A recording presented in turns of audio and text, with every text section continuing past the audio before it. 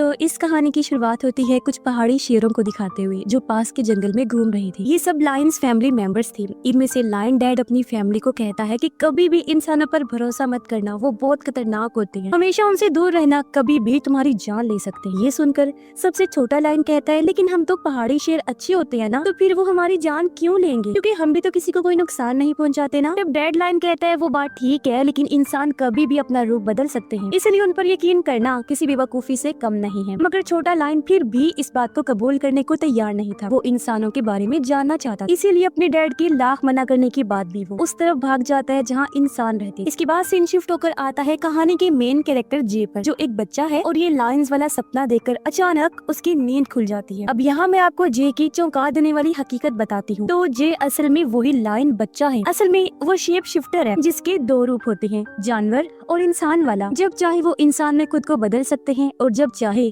अपने असली जानवर वाले रूप में आ सकते हैं। अब जे को क्योंकि इंसानों के बारे में जानना था, इसीलिए वो इंसानों वाला रूप अपनाकर इंसानों के साथ ही रहने लगा और तभी से वो अपनी फैमिली से अलग हो गया। उसे तो अब पता भी नहीं है कि उसके लायन मॉम डैड रहते कहाँ हैं। जे जब इंसानी रूप में यहाँ आया तो इस फैमिली ने उसे अकेला समझकर गोद ले लिया। सालों से वो यहाँ पर रह रहा है, इसीलिए वो अपने लायन वाले रूप में नहीं आया। उसे तो अब ये लगने लगा था जैसे मैं अपनी लायन बनने वाली ताकत को खो रहा। जे अब इस फैमिली के साथ बैठकर नाश्ता कर रहा होता है। वो लोग जे को बहुत प्यार करते हैं, कभी उसे सुतेला महसूस नहीं होने देते। फैमिली में मॉम डैड और दो बहन भाई हैं। सब इस बात से अनजान हैं कि हमारे साथ इंसानी रूप में एक लायन रह रहा है। तभी न्यूज में बताया जाता है कि अचानक बहुत सारे परिंदों ने प्लेन पर हमला कर दिया, जिससे प्लेन बेकाबू हो गया और इमरजेंसी लैंडिंग करवानी पड़ी। किसी की जान तो नहीं गई, लेकिन बहुत नुकसान हुआ। अब ऐसा कोई पहली बार नहीं हुआ था, बल्कि पहले भी कई बार जानवरों और परिंदों ने मिलकर इंसानों पर हमले किए। ऐसा लग रहा है जैसे उन्होंने ग्रुप बना लिया है इंसानों को परेशान करने के लिए। अब इसके पीछे जो भी वजह थी, साइंटिस्ट इस पर रिसर्च कर रही थी। तब ये न्यूज देखकर जे और फैमिली बहुत हैरान रह जाते हैं। अगले दिन जे की बहन और मॉम उसे नए स्कूल छोड़ने जा रही थी, क्योंकि वहीं से ही उसे आगे की पढ़ाई करनी। अब हालांकि वो जाना तो नहीं चाहता था, लेकिन फैमिली के कहने पर उसे जाना ही पड़ना था, क्योंकि वो चाहते थे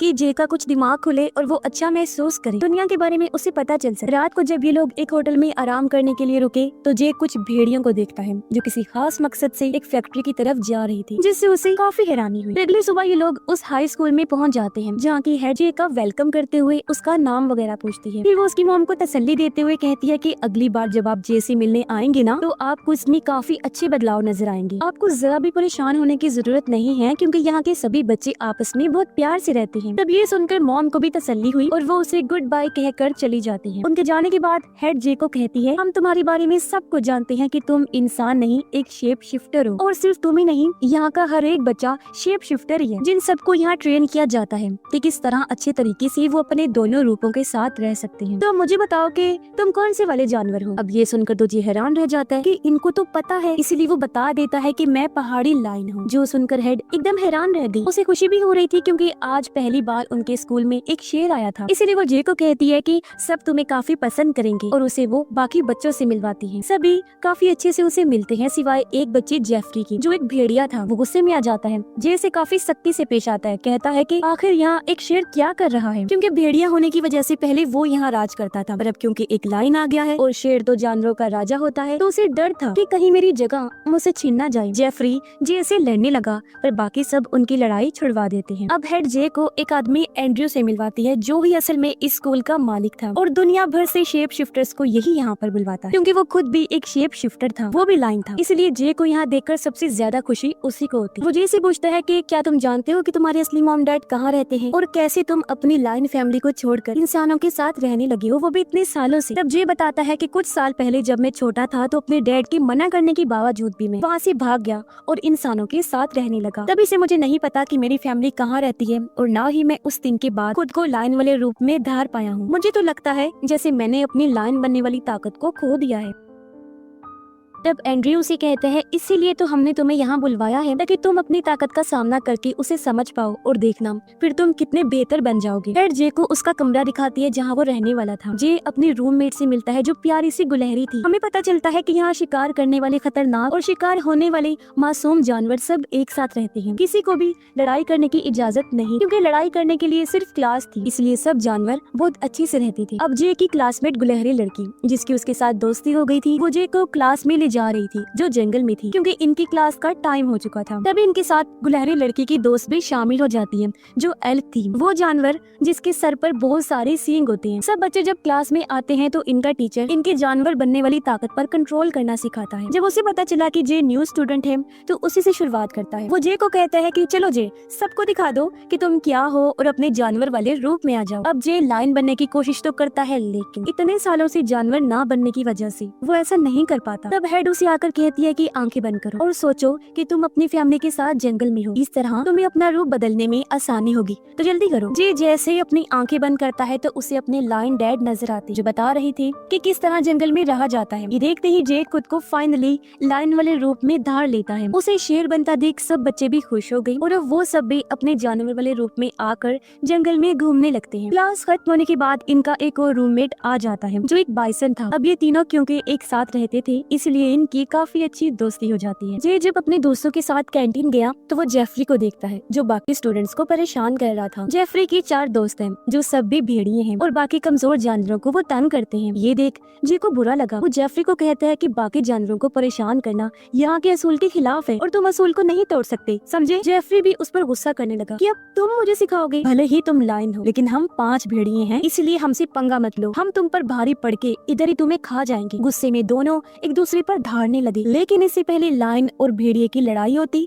एक टीचर इनकी लड़ाई रुकवा देता है। वो वार्न भी करता है कि आइंदा के बाद क्लास के बाहर लड़ाई की तो दोनों को सजा होगी। अगले दिन सारे बच्चे लड़ाई की क्लास में प्रैक्टिस के लिए आ जाते हैं, जहाँ टीचर सबसे पहले एक भालू लड़की की लड़ाई जे के दोस्त बाइसन से करवाती है। लड़ाई का असूल यही था कि एक दूसरे पर जानलेवा हमला नहीं करना, ना ही जान लेनी है, बस प्रैक्टिस करनी है ताकि असली लड़ाई में अभी की सीखी गई चीजें काम आ सके। मगर इस लड़ाई में बाइसन हार जाता है तो अब भालू लड़की से लड़ने के लिए जे को बुलाया जाता है। इस बार भी कई बार जानवर बनने की कोशिश वो करता है लेकिन नाकाम ही रहता है। तब एंड्रयू उसके पास आकर एक पोटली देता है। जैसे ही जे ने उसे सूंघा वो फौरन ही लायन में बदल जाता है। इस पोटली में दरअसल पहाड़ों की मिट्टी थी, जिसे सूंघकर जे को एहसास हुआ जैसे मैं अभी भी अपनी फैमिली के साथ पहाड़ों पर हूँ, और वो लायन बनने के साथ साथ भालू लड़की को भी हरा देता है। एंड्रयू जे से कहता है कि इस पोटली को तुम अपने पास ही रख लो, ये लायन बनने में तुम्हारी मदद करे, साथ ही मैं खुद भी तुम्हें ट्रेनिंग देना चाहता हूँ, तो क्या तुम इसके लिए तैयार हो। जे हाँ बोल देता है क्योंकि वो ये सोचकर खुश हो गया था कि अच्छी बात है अगर मुझे एक सीनियर लायन ट्रेनिंग देगा। तो कुछ देर बाद जेफरी जे के पास आया, कहता है पिछली बार तो लड़ाई हो ना पाई, आज रात जंगल में तेरा इंतजार करूंगा, अगर जिगरा है तो लड़ाई करने आ जाना। ये सुनकर जे को बड़ा गुस्सा आया। वो सोचता है कि ये एक भेड़िया होकर मुझे एक लायन को लड़ने के लिए चैलेंज कर रहा है, जाहिर है उससे बर्दाश्त नहीं हुआ, इसलिए वो चैलेंज को कबूल कर लेता है ये सोचकर कि मैं इसे अच्छा मजा चखाऊंगा। लेकिन रात को जे जब अपने दोस्तों के साथ जंगल में गया तो उसने देखा कि अकेले केले की लड़ाई में जेफरी ने अपने दोस्तों को भी शामिल कर लिया है और अब चारों भेड़िए हर तरफ से अकेले लायन पर हमला कर रहे थे। शुरू में तो जे बड़ी हिम्मत से लड़ता है लेकिन धीरे धीरे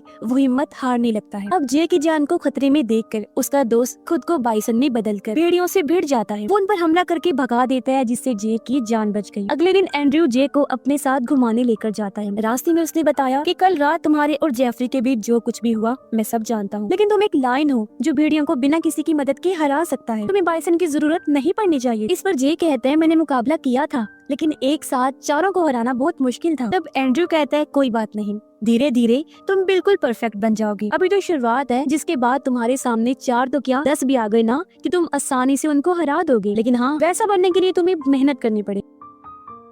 फिर वो जे को वापस स्कूल छोड़ देता है। हेड आकर एंड्रयू से कहती है कि सुनो, अगर सबसे ज्यादा अहमियत तुम जे को दोगे ना तो बाकी बच्चों पर इसका बुरा असर पड़ेगा, इसीलिए हमें सबके साथ एक जैसा ही पेश आना चाहिए। तब एंड्रयू ने कहा कि जे खास है और उसे स्पेशल फील भी तो करवाना है ना, जो मैं उसे करवाऊंगा, खास ट्रेनिंग उसे दूंगा। इतना बोलकर वो चला गया। अब क्योंकि क्लास से बाहर जेफरी, उसके दोस्तों और जे ने लड़ाई की थी इसलिए सबको किचन में काम करने की सजा दी जाती है। लेकिन फिर चुपके से एल्क लड़की जे को अपने साथ जंगल में लेकर जाती है जहाँ स्कूल के काउंसिल्स की मीटिंग चल रही थी। वो जे को बताती है कि ये सब लोग इंसानों को नुकसान पहुंचाने के लिए प्लान्स करते हैं। जैसे सुनने में आया होगा कि जानवरों और परिंदों ने इंसानों पर हमले किए हैं, तो ये इन लोगों ने ही किया था ताकि इंसानों को नुकसान पहुंचाया जा सके, बिल्कुल वैसे ही जैसे शिकारी जानवरों को पहुंचाते हैं। तभी एक परिंदा उड़ते हुए वहाँ आता है जो और कोई नहीं बल्कि हेड थी, क्योंकि वो भी इन्हीं सब में शामिल थी, जो देखकर जे काफी हैरान रह जाता है। अगले दिन एंड्रयू जे को जंगल में लेकर जाता है उसे ट्रेन करने के लिए और शिकार करना सिखाता है। थोड़ा सीख लेने के बाद जे अपना पहला शिकार करता करता है, जिससे उसे काफी खुशी हुई। रात को जे फिर से जेफरी और उसके दोस्तों को फैक्ट्री की तरफ जाते हुए देखता है। इस बार वो उनका पीछा करता है ताकि जान सके कि आखिर ये लोग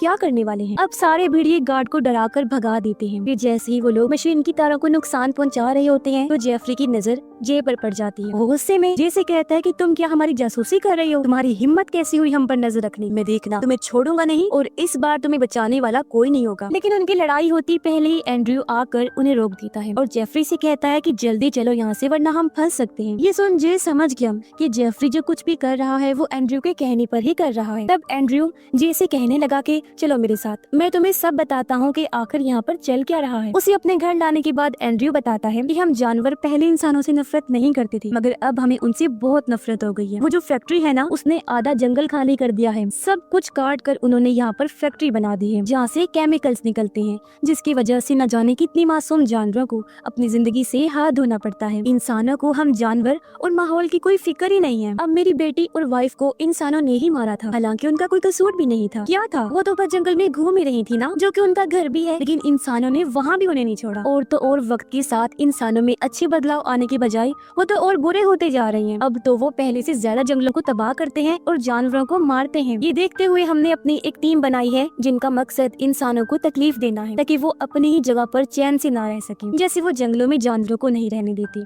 जो हमारी जगह है। इसी मिशन के लिए ही मैंने तुम्हें यहाँ बुलवाया है, क्योंकि तुम बहुत खास हो और मुझे यकीन है कि तुम हमारा साथ जरूर दोगी। फिर हम भी इंसानों को दिखा देंगे कि हम क्या हैं और उनकी क्या औकात। अब ये सुनकर जे एकदम हैरान रह गया। वो फौरन जवाब नहीं देता बल्कि कहता है कि मुझे थोड़ा टाइम चाहिए, कि क्या मुझे तुम्हारी मदद करनी चाहिए या नहीं। एंड्रयू ने भी कह दिया कि ठीक है, लेकिन जल्दी जवाब देना, एक बहुत बड़ा मिशन करीब है, इसमें हमें तुम्हारी मदद चाहिए। अगले दिन जे जब अपने दोस्तों के साथ रेस लगा रहा था तो बाइसन रोड पर चल रही एक गाड़ी से जाकर टकरा जाता है। खुशकिस्मती से किसी की जान नहीं जाती। पता चला कि ये गाड़ी जे की फैमिली की है जो उससे मिलने आए थे। उन्होंने अंदाजा लगा लिया था कि जे यहाँ पर बहुत खुश है। वो जे से कहते हैं कि सैटरडे को हम हाइकिंग के लिए जा रहे हैं, तो तुम भी आ जाना, बहुत एंजॉय करेंगे, जिसके लिए वो मान गया। उनके जाने के बाद उसे एंड्रयू की कॉल आई जो कहता है हाँ फिर क्या सोचा बता दो, क्योंकि सैटरडे को हम उसी मिशन के लिए जाने वाले हैं, तो क्या तुम दे रहे हो हमारा साथ? जे ये कहते हुए मना कर देता है कि देखो मैं नहीं आ रहा, क्योंकि मैंने अपनी फैमिली के साथ जाने का प्लान बना लिया है। ये सुन एंड्रयू को बड़ा गुस्सा आया। वो कहता है पहले तुम ये सोच लो कि तुम इंसानों के साथ हो या जानवरों के। इतना कहकर उसने फोन काट दिया। इसी जे को भी बड़ा गुस्सा आया कि आखिर क्यों एंड्रयू ने मुझसे इस लहजे में बात की। इसी गुस्से में आकर वो जितना दूर हो सके उतना ही जंगल में भाग जाता है। थोड़ा आराम करने के लिए जब वो एक जगह पर रुका तो वहाँ कुछ शिकारी आ गए जो ड्रोन की मदद से जे को देख लेते हैं और उसे मारने के लिए कुत्ते छोड़ देते हैं, क्योंकि उनका प्लान था कि ऐसा करने के बाद हम जे को अपने साथ ले जाएंगे। लेकिन इतने में वहाँ एक कौवा आ जाता है जो भी दरअसल शेप शिफ्टर था और उसे स्कूल की स्टूडेंट होती है। वो सबसे पहले ड्रोन तोड़ती है, फिर जे की मदद करते हुए उसे स्कूल की तरफ ले जाने लगती है। लेकिन जब जे थक गया तो आराम करने के लिए वो एक जगह पर बैठ जाता है, लेकिन तभी शिकारी कुत्ते यहाँ आ जाते हैं। पर इससे पहले वो जे पर हमला करती है। वो इंसानी रूप में आ गया, जो चीज तो कुत्ते भी देखते ही देखते रह गए कि आखिर ये क्या हुआ। एंड्रयू जे के पास आकर कहने लगा कि मैंने तुम्हारी लायन फैमिली को ढूंढने की कोशिश की थी, मुझे पता चला है कि उन सबको भी शिकारियों ने मार दिया है, तो क्या तुम अब भी इंसानों की मदद करोगे जिन्होंने तुमसे तुम्हारे अपनों को छीन लिया? अब तो तुम दोगे ना हमारा साथ? अब ये सुनकर जे को बहुत दुख हुआ कि मैं अब कभी अपनी फैमिली से नहीं मिल पाऊंगा। इसी गुस्से में आकर वो जे का साथ देने के लिए मान जाता है, जिसके बाद एंड्रयू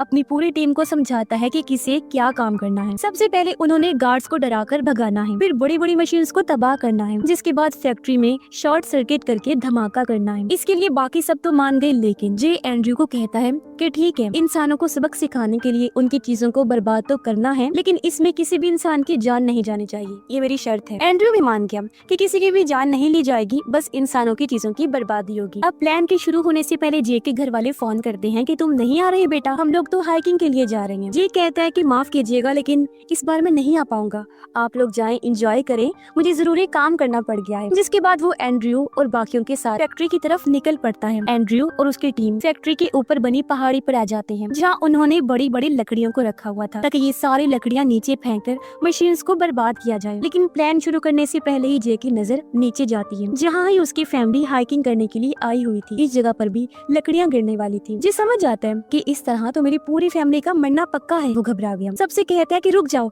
हम ऐसा नहीं कर सकते, प्लान को यहीं रोक दो। लेकिन कोई भी उसकी बात सुनने को तैयार नहीं था। इसलिए जे एंड्रयू को कॉल करके कहता है कि प्लीज ये मिशन रोक दो, मेरी फैमिली नीचे है, उनकी जान को खतरा है, और तुमने कहा था कि किसी की जान को खतरे में नहीं डालोगे। एंड्रयू कहता है अरे इतना बड़ा मिशन है ये, तो कुछ लोगों की जान तो जाएगी ना, तुम टेंशन न लो, वैसे भी वो कौन सा तुम्हारी अपनी फैमिली है। इतना बोलकर उसने फोन रख दिया। जे को बहुत गुस्सा आया कि मुझसे बहुत बड़ी गलती हो गई इस एंड्रयू का साथ देकर। वो परेशान हो जाता है क्योंकि अकेला वो कुछ भी नहीं कर सकता। लेकिन एन वक्त पर उसके दोस्त यहाँ आ जाते हैं क्योंकि वो समझ गए थे कि जे किसी परेशानी में है, तो वो उसकी मदद करते हैं। इससे जे को भी थोड़ी तसल्ली हुई कि चलो मेरे साथी तो आ गए हैं। लेकिन अब एंड्रयू के साथी उनसे लड़ने लगे ताकि वो मिशन को पूरा कर सके। इतनी ही देर में यहाँ एंड्रयू भी लायन वाले रूप में आ गया था जो जे से ही लड़ने लगता है। इस लड़ाई में वो सारी लकड़ियां रस्सी से छूटकर नीचे गिरने लगती हैं, पर खुशकिस्मती से नीचे खड़ी जे की फैमिली लकड़ियों को आते हुए देख लेती है, इसलिए वो लोग फौरन साइड पर हट जाते हैं। लेकिन जे की छोटी बहन जो हेडफोन में गाने सुन रही थी उसे आवाज नहीं आती, पर इससे पहले लकड़ियां उस पर गिरकर उसकी जान जाती।